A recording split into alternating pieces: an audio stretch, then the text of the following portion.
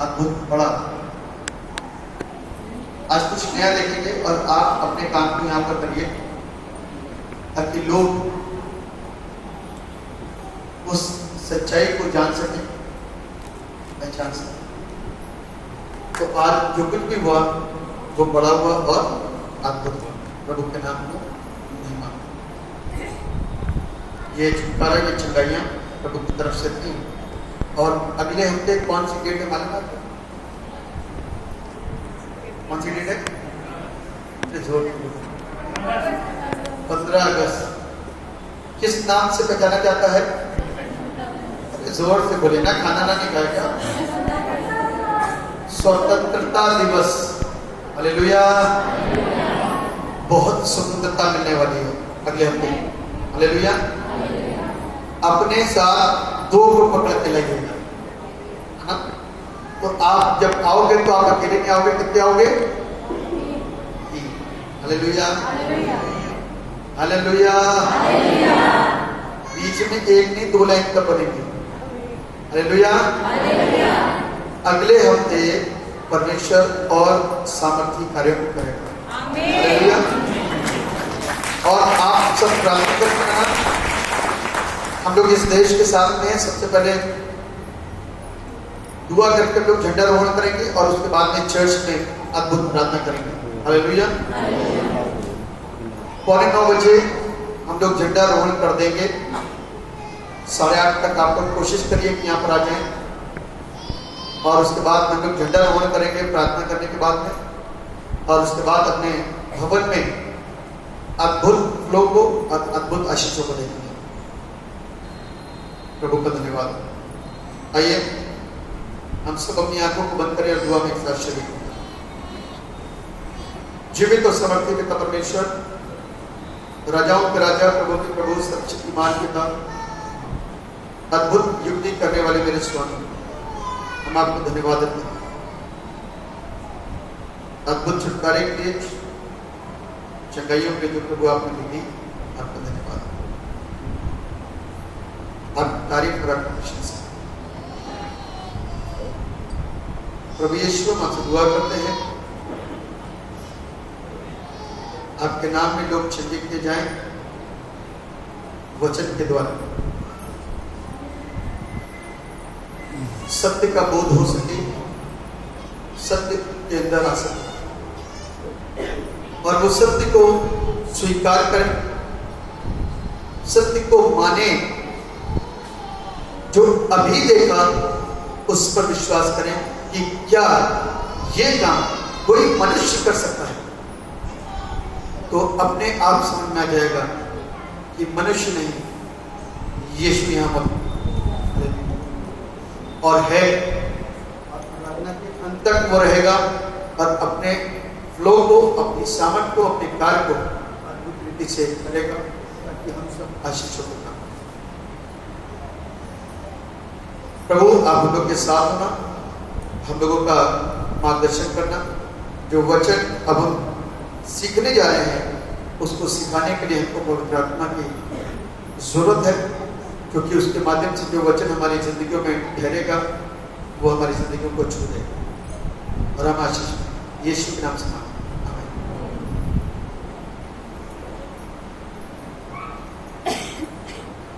जिस विषय के ऊपर आज हम मनन करने जा रहे हैं उससे संबंधित जो आज के हिस्से बाइबल में पढ़े गए उसकी पुनरावृत्ति मैं आपके समक्ष में कर रहा हूं। यहेजकेल नबी की पुस्तक, उसका 33 अध्याय और उसके 30 पद से लेकर के 32 पद। यहेजकेल नबी की पुस्तक, उसका 33 अध्याय 30 पद से लेकर के 32 पद।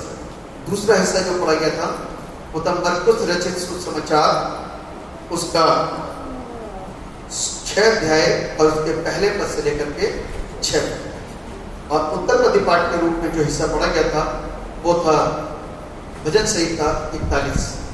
इनसे संबंधित जो आज का थीम है, जो विषय है, जो शीर्षक है, जिसके ऊपर आज हम लोग मनन करेंगे वो है varied reception given to the God's messengers, यानी कि प्रभु यीशु के शुभ संदेश का प्रचार करने वालों का आदर और तिरस्कार दोनों होता है ना।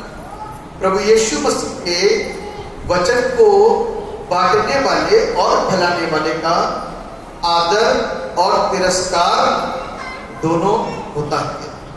महसूस किया कभी? ये सच्चाई है, ये हकीकत है। कलाम बड़ा खूबसूरत है और हम लोगों को ट्रेन भी करता है, हम लोगों को सिखाता है कि आज संदेश को देने वाले परमेश्वर के दासों को हम किस तरीके से इज्जत मान करें, और शैतान हमको ट्रेन करता है कि किस तरीके से उसका तिरस्कार करें। हालेलुया। जहां पर जिंदगी मिल रही है, जहां पर आनंद मिल रहा है, जहां पर शांति मिल रही है, जहां पर खुशी मिल रही है, वहां पर लोग यदि उस सत्य का तिरस्कार कर देते हैं तो इस बात को समझ लीजिए कि वहां पर शैतान उनकी जिंदगियों में काम कर रहा है।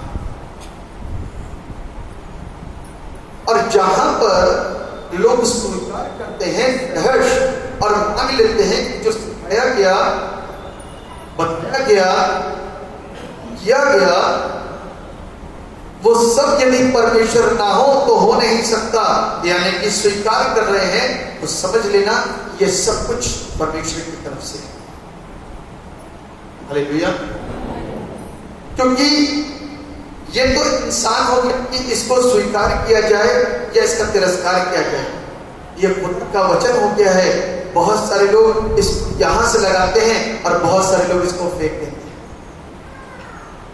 समझ रहे हैं? बहुतों ने बाइबलों को फेंक दिया है क्योंकि उनको ऐसा लगता है ये किसी धर्म का प्रचार है, और इस पूरी बाइबल के अंदर कहीं पर भी जिस धर्म से हम जाने जाते हैं, ईसाई धर्म का एक भी अंश और एक भी शब्द नहीं लिखा है इसमें। ईसाई कहीं नहीं लिखा। यहां पर सब लोगों के लिए एक शब्द आया है, विश्वासी।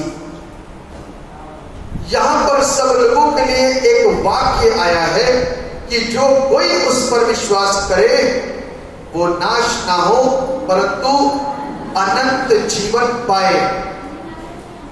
हालेलुया। यहां पर एक और वाक्य आया है कि जितनों ने उसे ग्रहण किया उसने उन्हें परमेश्वर की संतान होने का अधिकार प्रदान किया। हालेलुया। यदि आज आप सच्चाई को स्वीकार करते हो तो you are a children of Christ. That's it. यदि आज आप प्रभु यीशु मसीह को अपना उद्धारकर्ता और अपना मुक्तिदाता स्वीकार करते हो तो इस बात को ध्यान रखिए कि उसने आपको अपना पुत्र और पुत्री बना दिया, और जिसके पुत्र और पुत्रियां हैं और जिसके माँ बाप हैं तो वो क्या कहते हैं कि मेरा बेटा है और मेरी बेटी है, मैं उसको सब दूंगा। हालेलुया।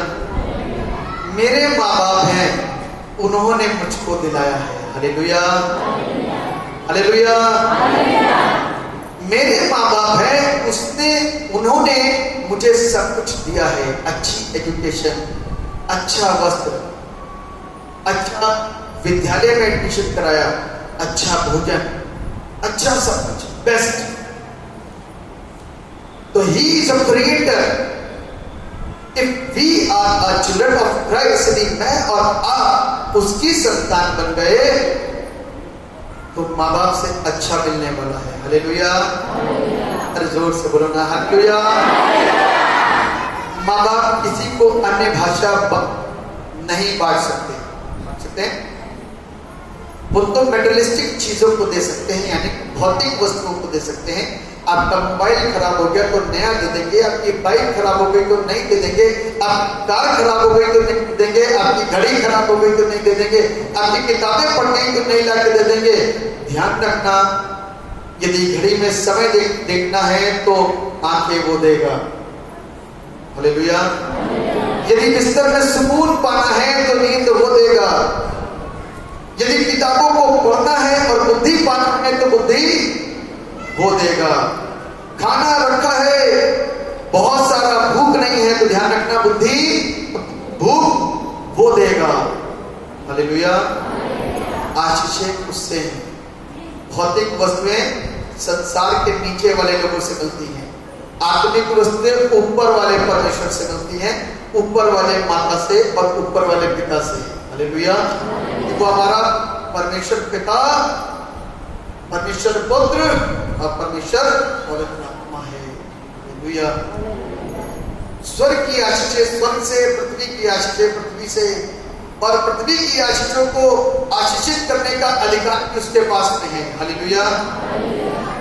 पृथ्वी की भौतिक आशीषों को ब्लेस करने का, आशीषित करने का, आपके साथ में लंबे अंतराल तक रहे, आप खुश रहें, आनंदित रहें अपनी वस्तुओं के साथ में, तो उसका अधिकार भी उसी के पास में वही नीचे देता है। प्रार्थना और विनती ऊपर जाती है, आशीष देखो नीचे आती है, उत्तर लेके नीचे आती है, स्तुति आराधना ऊपर जाती है। प्रभु आज अपने बेटे को ये दे रही हूँ, अपने बेटे को ये दे रहा हूँ, इस पर अपनी आशीष दीजिए। इस गाड़ी का एक्सीडेंट ना हो, इस गाड़ी में कोई गड़बड़ी ना हो, है ना? करवाते हैं, ब्लेस करवाते हैं ना, ये इसीलिए करवाते हैं क्योंकि वहां से आशीष है। हालेलुया। क्योंकि अपने ऊपर आज भी पक्का कंफर्म नहीं है कि जो हम कर रहे हैं वो सटीक है, उस परमेश्वर से। हालेलुया। तो जिस चीज को मैं बताने जा रहा था वो यही है कि आज आप उसको स्वीकार करते हो जो प्रभु की ओर से भेजा गया है। यदि वो प्रभु के काम कर रहा है तो आज उसको तिरस्कार करते हो जो प्रभु की ओर से भेजा गया है और वो प्रभु के काम कर रहा है, और आप उसको क्या कर रहे हो? तिरस्कार कर रहे हो। आपकी दृष्टि में वो बहुत कुछ हो गया, आपने उसके लिए मन के अंदर बहुत सारी चीजों को उत्पन्न कर लिया है। ध्यान रखना कि आज हम और आप परेशानियों में घिर सकते हैं सत्य को अस्वीकार करने के पश्चात। जो सत्य को स्वीकार करेगा वो आशीषित पाएगा। ये सत्य नहीं है, ये टूट के गिरेगा एक दिन। ये बिल्डिंग सत्य नहीं है, टूट के गिरेगी एक दिन। ये इंसान सत्य नहीं है, टूट के गिरेगा एक दिन। जो सत्य है उसके पास क्यों नहीं आते? जो जिंदा है उसके पास क्यों नहीं आते? जो पवित्र है उसके पास क्यों नहीं आते? जो शुद्ध है उसके पास क्यों नहीं आते? जो आशीषों का स्रोत है उसके पास क्यों नहीं आते? जीवन के दाता के पास क्यों नहीं आते? सोचो जरा, सोचो जरा कि हर पेड़ में, आम के पेड़ में जाड़े के वक्त में फल क्यों नहीं लगते? आम के पेड़ में जाड़े के समय में आम क्यों नहीं लगता? क्योंकि उसकी आज्ञा नहीं। नीचे वाले कुछ कर सकते हैं, हिला डुला करते हैं, धोखा पीटी करके कुछ कर सकते हैं, आ जाओ बेटा फल नहीं, वही आज्ञा देगा। 3 ऋतुएं बनाई हैं, सर्दी, गर्मी और बरसात। सिस्टम है उसका, वो अपने सिस्टम के साथ में चल रहा है, सिस्टम से बाहर नहीं। हालेलुया। वो सिस्टम से बाहर नहीं, वो सिस्टम के अंदर है। एक माँ जब बच्चे को जन्म देने जा रही होती, इससे पहले कि बच्चे का जन्म हो जाए उसके स्तन में दूध आ जाता है। ये कहां से है? वहां से। हालेलुया। बुद्धि दी है परमेश्वर ने। सोचो ना, उसका नाम है, हम सब उसके नाम को जानते हैं क्योंकि उसकी प्रोफेसी हुई थी। उसका नाम यीशु है। उसका नाम यीशु रखना, जिसके नाम का अर्थ है कि प्रभु हमारे साथ है। अद्भुत ड्यूटी करने वाला परमेश्वर। उस परमेश्वर की इबादत कर रहे हो आप, जो यहाँ पर फटाफट फटाफट लोगों को जिंदगियां दे रहा था। कहीं और जाते तो आपको धागे बांधे थे लोगों ने, बहुत सारे धागे, cut cut cut cut cut धागे कट गए, लोग आजाद होते चले गए। हालेलुया। आपको बुद्धि के लिए धागा चाहिए, आपको नौकरी के लिए धागा चाहिए, आपको पढ़ाई के लिए धागा चाहिए, आपको भैया का धागा चाहिए, आपको बहन का धागा चाहिए, आपको किसी का मन फिरा करके उसका धागा चाहिए, ताबीज चाहिए, दुनिया भर का सूरज चांद करे सब कुछ, लेकिन जीवन कहीं नहीं मिला। जीवन धागे टूटने के बाद में मिला, ताबीजें हटने के बाद में मिला, सत्य को स्वीकारने के बाद में मिला, सत्य को जानने के बाद में। उससे पहले पता नहीं जीवन कहाँ था। मैंने किसी से नहीं पूछा भैया तुम कब से हो, कौन हो, कितने दिनों से हो, कितने दिन से हो। अब लाइन लगी थी, इतना टाइम थोड़ी था, इतना टाइम नहीं था। यीशु के नाम में स्वतंत्रता इसलिए प्राप्त हुई थी क्योंकि वो मौजूद था, वो काम कर रहा था और कर रहा है। हालेलुया। मैं इसलिए कर रहा है क्योंकि बहुत सारे बच्चों के जीवन के अंदर परमेश्वर इस वचन से बात कर रहे हैं। हालेलुया। बहुत सारे लोग वचन से आज आशीषित होंगे क्योंकि प्रभु आशीष देगा। आज से पहले कई बार वचन सुना नहीं सकता, लेकिन आज समझ में आएगा क्योंकि रूल कुदूस अद्भुत रीति से काम कर रहा है। क्योंकि मैंने एक चीज की मांग नहीं करी थी। मैंने कहा था प्रभु आराधना अद्भुत होने पाए, छुटकारे अद्भुत होने पाए, प्रचार अद्भुत होने पाए, लोग तीनों चीजों के द्वारा जिंदगी को प्राप्त करें। हालेलुया।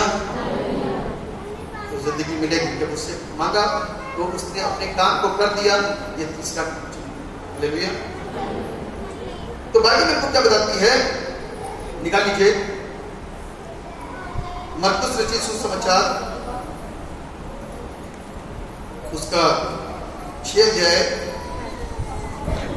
और उसके 4 पद को पढ़िए। यीशु ने उनसे कहा, हाँ, भविष्यद्वक्ता का अपने देश और अपने कुटुंब और अपने घर को छोड़ और कहीं भी निरादर नहीं होता। हाँ, परमेश्वर के दास का, परमेश्वर के दास जो होते हैं, उनके भक्त होते हैं, नबी जो होते हैं, उनका निरादर अपनों के बीच नहीं होता है, बाहर नहीं होता। हाँ या ना? यदि मैं कानपुर में रहता तो क्या ये आदर, ये इज्जत मिल पाती? आदर इज्जत का मतलब समझ रहे हैं? लोग मजाक करते हैं, ये तो हमारे ही पड़ोस का रहने वाला है, इसको तो हम रोज बचपन से उठते हुए बढ़ते हुए देख रहे हैं, इसकी आदतों से भी वाकिफ हैं। ये क्या कर रहा है? यीशु के साथ कुछ ऐसा ही हुआ है। यीशु मसीह के साथ कुछ ऐसे, क्या ये मरियम का पुत्र नहीं? क्या ये यूसुफ और मरियम का पुत्र नहीं? क्या इसके और भाई मेरे साथ में नहीं है? ये कौन सा लोग है यहाँ पर? वो जीवन दे रहा है लोगों को। लोग चंगे हो रहे हैं, लंगड़े चल रहे हैं, गूंगे बोल रहे हैं, अंधे देख रहे हैं, दुष्ट आत्माएं भाग रही हैं, अद्भुत छुटकारे अद्भुत चल रही। लोग कह रहे हैं, उसका मजाक उड़ा रहे हैं, ये कौन है? क्या उसी परिवार का नहीं है? तो अलग वैरायटी कैसे हो गई? हालेलुया। ये वैरायटी अलग इसलिए हुई थी क्योंकि गर्भ मरियम का था, लेकिन जन्मदाता रूह कुदूस था। हालेलुया। फिर से एक साथ समझने की कोशिश करिएगा। लोग कहते ना, अभी 2-3 बार जिक्र आया, 2 लोगों ने बोला, इस बात को मैंने नहीं बोला, क्या कहते हैं, सपना ने भी बोला कि एक सपना देखा और एक पासवान बता रहे थे कि कुंवारी गर्भवती है, और कुंवारी गर्भवती आज की तारीख में भी और यहूदियों के समय में भी गर्भवती पाए जाने एक पाप था, एक अभिशाप की विवाह से पहले कैसे गर्भवती हो गई, यानी कि पाप किया। अब जब यीशु मसीह का जन्म होने वाला था तो मरियम कुंवारी थी और उसके गर्भ में यीशु आ चुका था। यीशु उसके गर्भ में आ चुका था। इसी बात की चिंता में यूसुफ परेशान था। ये क्या हो गया? स्वर्गदूत यूसुफ के पास में आया और यूसुफ से कहा कि तू अपनी पत्नी मरियम को अपने यहाँ ले आने से मत डर, क्योंकि जो कुछ उसके गर्भ में है वो रूह कुदूस पवित्र आत्मा की तरफ से है। हालेलुया, वो स्वर्ग की तरफ से है। उसको लाने में, अपने यहाँ ले आने में मत डर। अब यूसुफ को लिया हुआ है। ऐसे ही मरियम के पास में स्वर्गदूत पहुंचा, उसका नाम था जिब्राइल, और उसने जाकर के बोला जो कुछ तेरे गर्भ में है इसे स्वीकार कर, ये परमेश्वर की इच्छा मर्जी है। उसने भी कहा प्रभु तेरी मर्जी के अनुसार मैं इसको स्वीकार करती हूँ। एक स्त्री के लिए विवाह से पहले गर्भवती होना इतना अफसोस की बात हो जाती है, क्योंकि जिस प्रांत में वो रह रहे थे यहूदियों में, उस समय में क्या था, ये चीज एक बड़ा अभिशाप और एक पाप था। लेकिन पति और पत्नी दोनों की मंगनी हो चुकी थी। पति और पत्नी दोनों को जिब्राइल के द्वारा ये संदेश दिलवाया गया, जो कुछ तेरे गर्भ में है उसको नाश मत होने देना। जो कुछ तेरे गर्भ में है वो पवित्र आत्मा की ओर से है। जा अपनी पत्नी, अपनी मंगेतर मरियम को अपने साथ ले आ।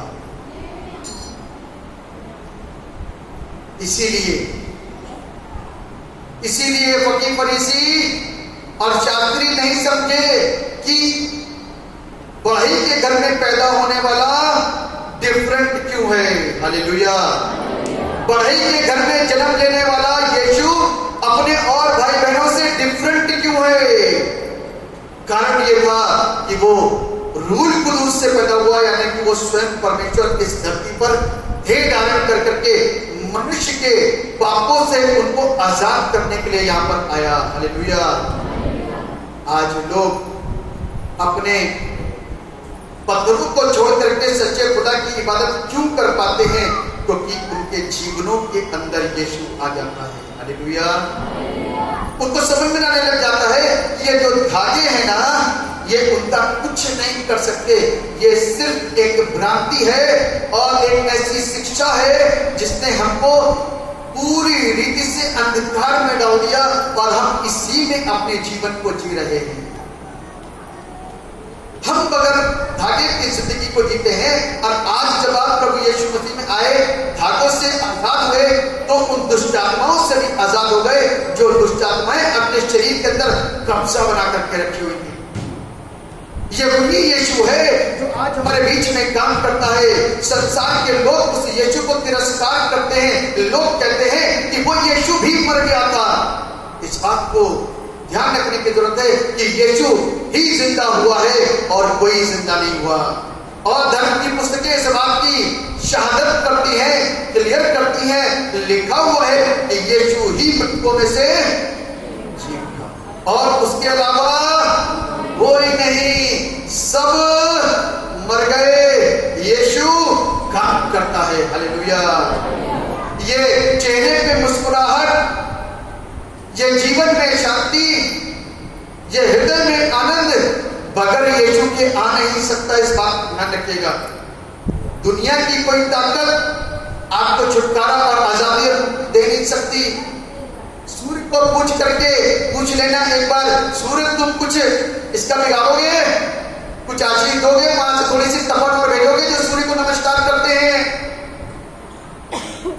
जरा एक बार सूर्य से पूछना कुछ दोगे हमको, कि ऐसे ही भ्रांत में हवा में ही सूर्य को नमस्कार कर रहे हो, चंद्रमा को पूज रहे हो, पूर्णिमा को पूज रहे हो, हवा में पत्थरों को पूज रहे हो, जानवरों को पूज रहे हो, पत्तों को पूज रहे हो, हवा में पूछ तो लो क्या दोगे। आज वाली पूजा जो करी है मैंने पत्थरों के सामने, पीपल के चारों ओर जो धागे बांधे, एक बार पूछना भैया क्या दोगे। यीशु के पास आने से तो मिनटों और सेकंडों के अंदर सारी चीजें मिल गई। अभी पत्थरों से पूछ के आना क्या दोगे, कितने दिन में, कितनी देर में, कितने घंटों में, कितने सालों और कितने महीनों में दोगे।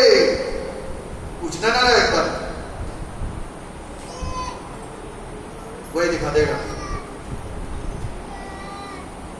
ये दिखाएगा, आपको दिखेगा नहीं लेकिन वो ये दिखा देगा। Yeshu Masih hand to hand जीवन देगा।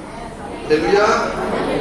Yeshu Masih hand to hand जिंदगी देगा और आप उस सब को बेशक देख नहीं पा रहे हो, लेकिन उसके काम होते हुए देख लो, क्योंकि ये मैं नहीं कर सकता, आप नहीं कर सकते, वो करता है। लेकिन उसने मुझको चुना है और आपको चुना है, इसलिए आप हाथ रखते हो, दुष्ट आत्माएं खेल जाती हैं। हालेलुया। बीमारियां, गांठें, रसवालियां, गांठें सब कुछ हिलनी शुरू हो जाती हैं, बुखार भागना शुरू हो जाता है। यीशु के आने से एक अलग गर्मी आने लग जाती है, एक नया बुखार आता है, नई आशीषें मिलती हैं। हालेलुया। कहीं ऐसा और प्रतीत हुआ, कहीं ऐसा आनंद मिला, कहीं ऐसी खुशी मिली जो आनंद में मुझ में है, वो यीशु ने दिया और कोई दे। हालेलुया। कितने लोग आनंदित हैं? हालेलुया। हाथों को नीचे करेंगे। ये आनंद सिर्फ उसकी तरफ से निकला। तो बाइबल में क्या बता रही है कि नबी अपने वतन में इज्जत नहीं पाता, तो कोई बात नहीं, आप बाहर निकल जाओ। मैं बाहर निकल के आ गया कानपुर में, आज मैं इस जगह का नबी हो गया, तो यहां वाले नहीं, कोई प्रॉब्लम नहीं, बाहर से आ जाओ। हालेलुया। हालेलुया। नबी अपने वतन में इज्जत नहीं पाता। बाइबल में आज सवेरे में एक रिकॉर्डिंग देख रहा था, लोग यीशु का तिरस्कार कर रहे थे, लेकिन वो बहनें, कुछ बहनें ऐसी थी जो डटी पड़ी थी। उन्होंने कहा यीशु ने हमको आजाद किया है, अब हम उस आडंबर और उस अंधकार में वापस नहीं लौटेंगे, मर जाएंगे लेकिन यीशु को नहीं छोड़ेंगे।